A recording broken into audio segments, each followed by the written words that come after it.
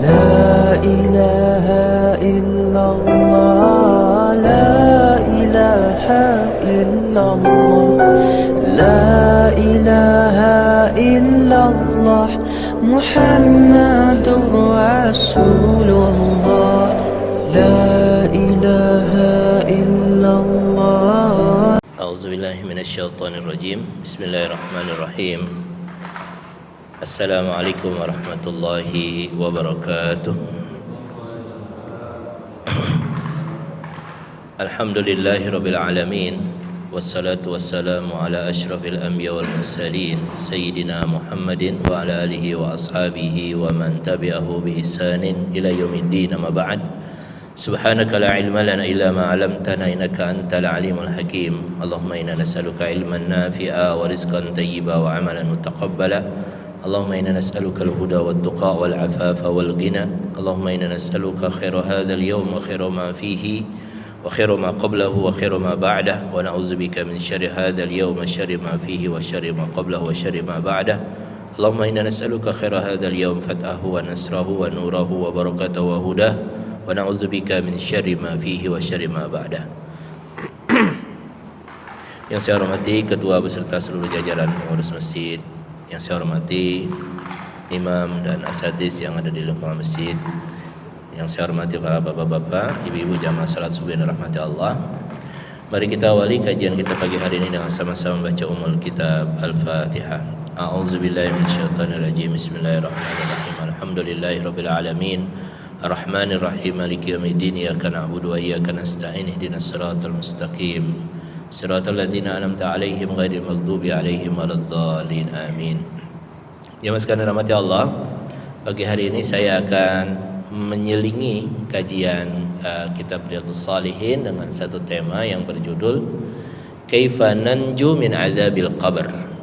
Bagaimana kita selamat dari azab kubur. Ya. Ini selingan dari materi Riyadhus Shalihin. Di beberapa pertemuan yang lalu kita juga telah membahas selingan daripada kajian kita di pagi Jumat ini, yaitu bagaimana meninggal dalam kondisi husnul khatimah. Ini sudah kita bahas, ya. Maka tahapan kedua setelah husnul khatimah adalah bagaimana kita selamat dari azab kubur. Di antara keimanan yang harus kita miliki secara kuat adalah keimanan kepada alam kubur, ya.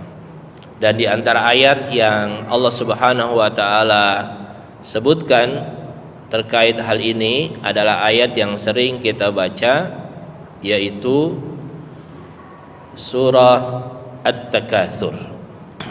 Di situ Allah Subhanahu wa taala berfirman, a'udzubillahi minasyaitonirrajim. Alhaakumut takatsur hatta zurtumul maqabir. Sungguh hidup bermewah-mewahan, ya, telah membuat kalian lalai, ya, sampai kalian masuk ke alam kubur, ya. Ini adalah satu ayat atau satu surah yang memberikan peringatan kepada kita agar kita tidak lalai, ya, dalam menjalani hidup ini, agar kita tidak lalai dalam menapaki hidup ini dengan kenikmatan harta, dengan kenikmatan keluarga, dan dengan kenikmatan-kenikmatan kehidupan yang lain, karena pada hakikatnya itu semua akan kita tinggalkan. Cepat atau lambat pasti kita akan tinggalkan. Maka itu Allah Subhanahu wa taala menyebutkan sampai kalian masuk ke dalam kubur. Ayat ini bukan untuk menakut-nakuti kita, ya, tapi untuk memberikan warning kepada kita bahwa tidak ada kehidupan kecuali pasti ada kematian. Ya, tidak ada kesenangan, pasti akan mengalami pengakhirannya. Ya. Yang sekalian dirahmati Allah, kubur ini adalah satu tempat yang sangat sempit yang ada di dalam tanah, yang pasti semua kita akan memasukinya.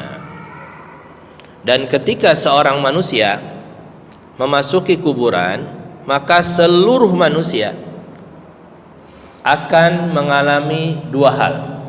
Ya, akan mengalami dua hal. Ya.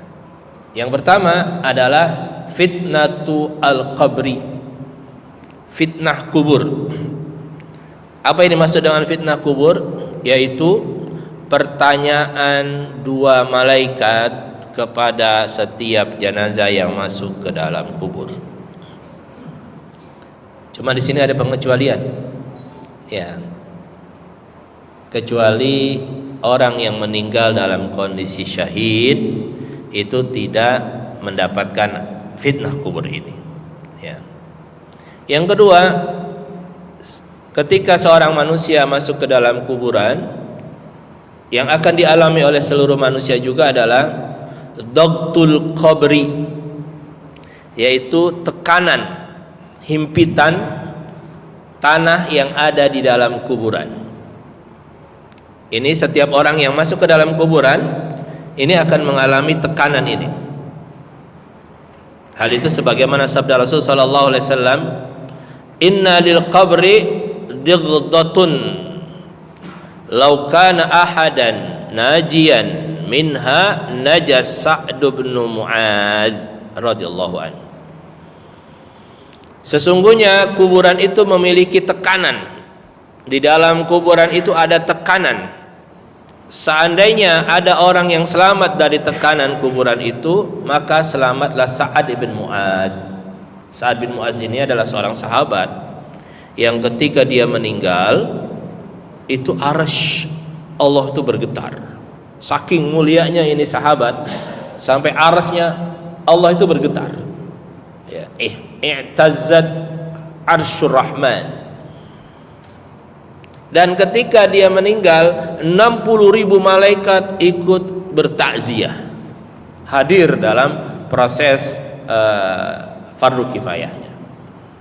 Ya, saking mulianya ini sahabat.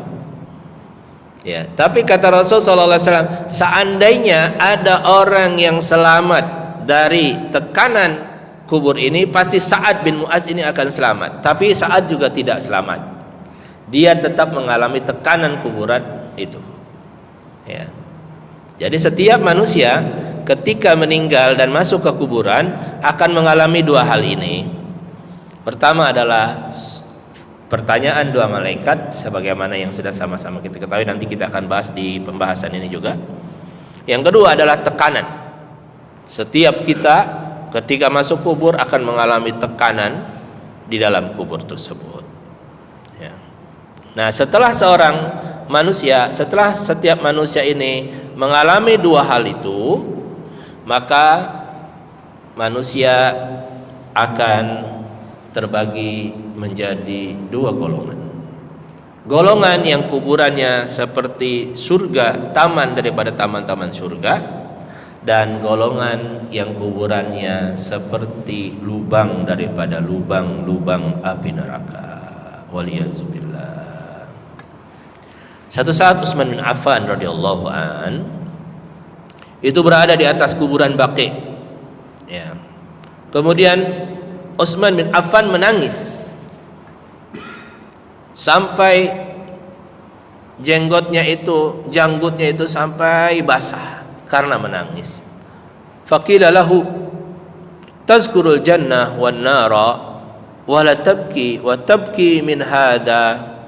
Wahai Amirul Mukminin, ketika masalah surga dan neraka disebutkan kepadamu, engkau tidak menangis. Tapi ketika engkau berada di atas kuburan ini, engkau menangis. Kenapa? Qala inna Rasulullah sallallahu alaihi wasallam qala.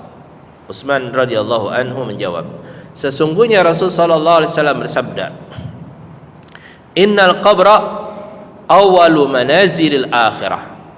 Sesungguhnya kuburan ini adalah tempat pertama daripada perjalanan kita menuju akhirat. Etapa pertama daripada perjalanan kita menuju akhirat. Fa in naja minhu fama ba'dahu aisaru minhu.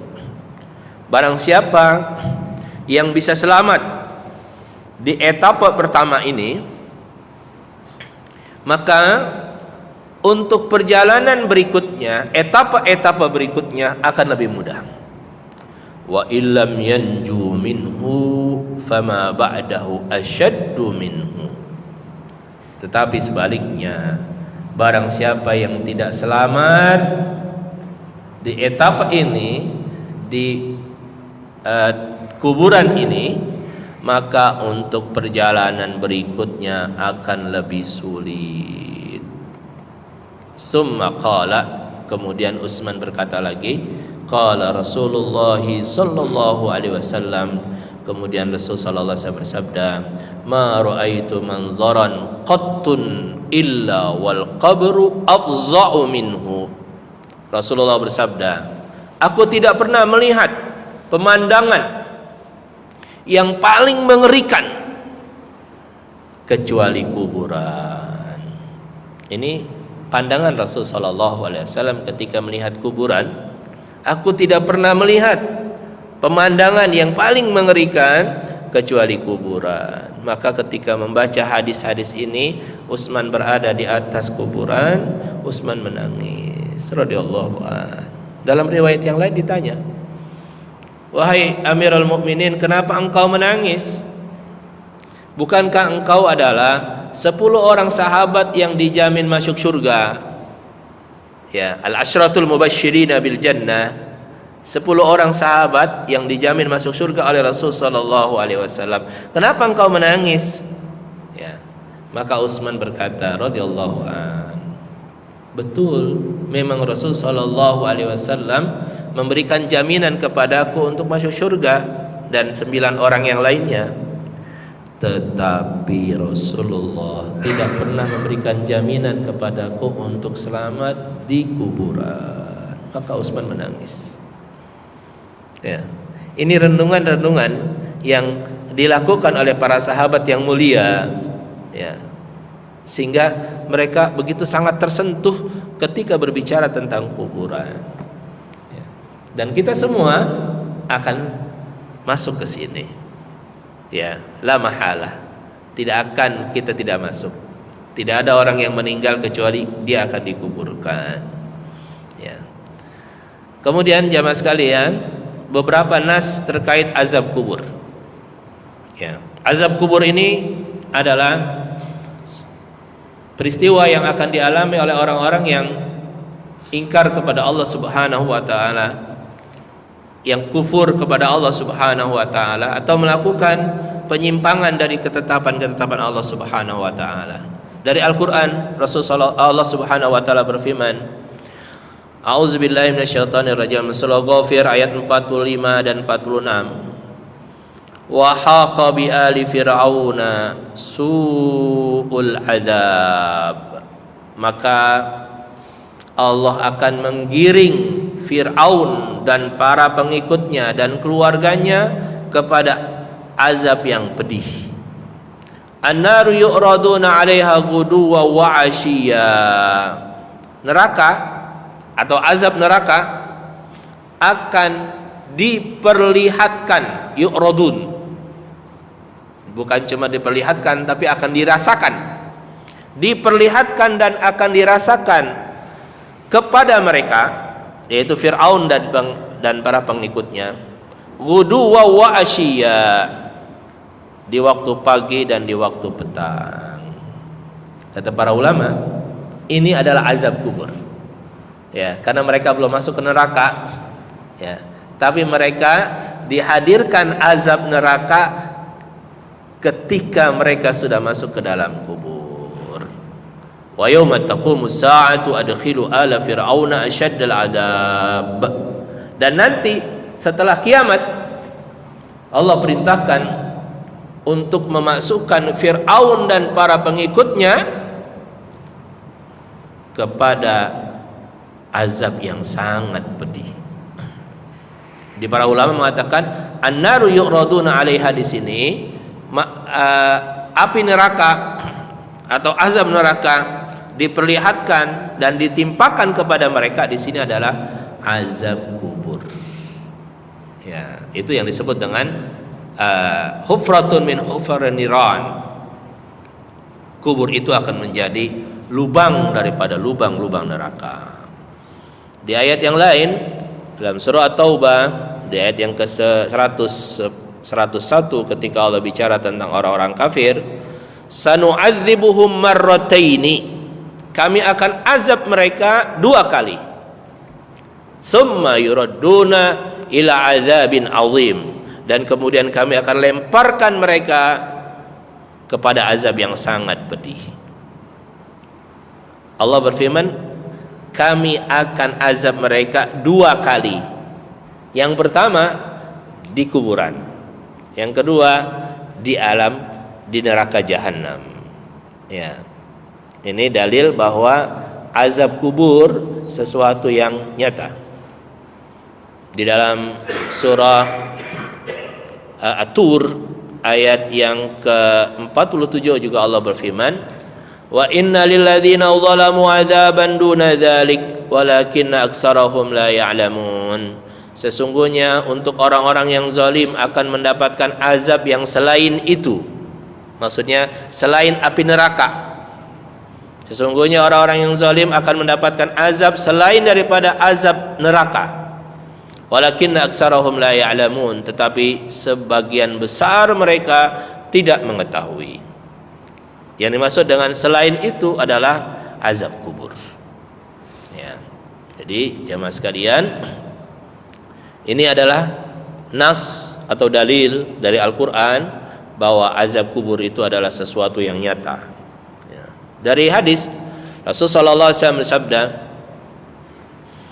al-abdu idza wudi'a fi qabrihi wa tawalla wa dhahaba ashabuhu hatta innahu la yasma'u qira'a ni'alihim. Seorang hamba ketika meninggal kemudian diletakkan di dalam kubur dan pergilah orang-orang yang mengantarkannya, sahabat-sahabatnya, keluarganya, anak-anaknya, ya. Hatta innahu la yasma' qira'ani 'alihim. Si mayit ini ya mendengar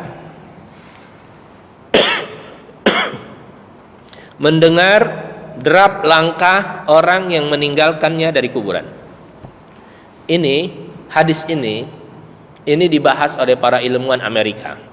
Syekh Abdul Daim Al-Kahil, ya, seorang ulama yang berbicara tentang i'jazul Quran dan hadis, itu mengatakan hadis ini, kenapa kau Rasulullah berbicara tentang jenazah, tapi jenazah itu mengetahui langkah orang yang meninggalkannya, ya, hatta yasma'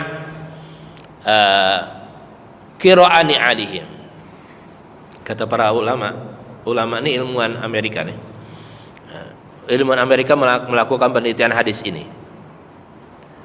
Kata mereka, jenazah itu ketika meninggal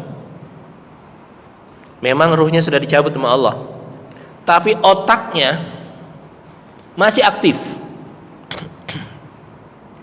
Otaknya masih aktif sehingga dia tahu siapa yang datang menziarahi dia, siapa yang datang bertakziah kepadanya, siapa yang mensolatkan dia, dan siapa yang mengantarkan dia sampai ke kuburan. Maka ketika orang-orang pergi meninggalkan dia dari kuburannya, dia tahu dan dia dengar derap langkahnya. Maka itu jamaah sekalian, pahala orang yang bertakziah itu pahalanya besar. Kenapa pahalanya besar? Karena membuat gembira si mayit, membuat gembira orang yang dikenakan musibah, yang tertimpa musibah ini. Ya, jadi jangan dikira ketika kita takziah, jamaah sekalian, kita datangin teman kita yang meninggal atau jamaah masjid kita atau tetangga kita datangin, itu dia tahu Ya, kita sholatin, dia tahu siapa yang menyolatkan dia. Ketika kita mengantarkannya ke kuburan, dia juga tahu siapa yang mengantarkannya ke kuburan. Sampai ketika kita balik, kita pulang, ya meninggalkan dia di dalam kuburan, dia tahu derap langkah kita meninggalkan dia. Ini yang melakukan penelitian bukan ulama Islam, tapi ulama ilmuwan Amerika di salah satu university di Amerika. Baru-baru ini, Pak. Ya. Di zaman ini, bukan zaman dahulu, zaman ini. Ya, jadi shadaqa Rasulullah sallallahu alaihi wasallam, ya. Allah memberikan wahyu kepada Nabi Muhammad, ya, wa may yantiqu anil hawa in huwa illa wahyu yuha. Rasulullah tidak bicara dengan hawa nafsunya, tapi Rasulullah berbicara berdasarkan wahyu. Ya. Maka itu Rasulullah bersabda, barang siapa yang mendatangi saudaranya untuk bertakziah dan mensolatkannya, maka dia mendapatkan pahala seperti gunung Uhud, qirat. Ya, pahala seperti 1 qirat. Para sahabat bertanya, apa itu 1 qirat ya Rasul? 1 qirat itu seperti gunung Uhud. Ya, gunung Uhud itu kan besar, dan gugusan gunung Uhud itu besar, seperti gugusan Bukit Barisan. Dan apabila orang itu menyolatkannya sampai mengantarkannya sampai ke kuburan, walahu qiratan, maka dia mendapatkan 2 qirat, 2 kali lipat pahala gunung Uhud itu. Ya. Karena apa? Karena keluarga jenazah dan jenazah juga gembira, senang ketika seseorang itu mendampingi mereka saat menghadapi musibah.